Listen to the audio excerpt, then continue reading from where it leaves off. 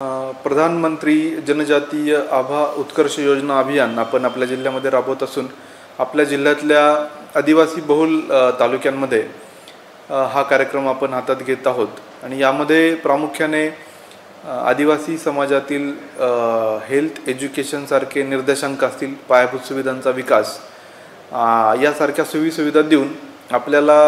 जे काय basic benefit द्यायचे आहेत ते संपूर्णपणे आपल्याला नागरिकांना द्यायचे आहेत आणि त्यासाठी प्रत्येक तालुक्यामध्ये आपण कॅम्प बेसिसवर शिबिरं आयोजित करतोय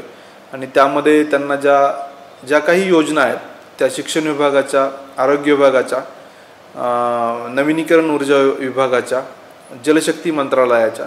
दूरसंचार मंत्रालयाच्या, ऊर्जा मंत्रालयाच्या यासारख्या अनेक ज्या योजना आहेत त्या आपल्याला कॅम्प मोडवर त्यांच्यापर्यंत पोहोचवायच्या आहेत आणि या माध्यमातून आपल्या SDOंनी याचं नियोजन केलेलं आहे। तर माझं आव्हान आहे सर्व आदिवासी क्षेत्रातील आदिवासी बहुल एरियातील जनतेला की त्यांनी या योजनेचा लाभ घ्यावा। आमचं प्रशासन कॅम्प मोडवर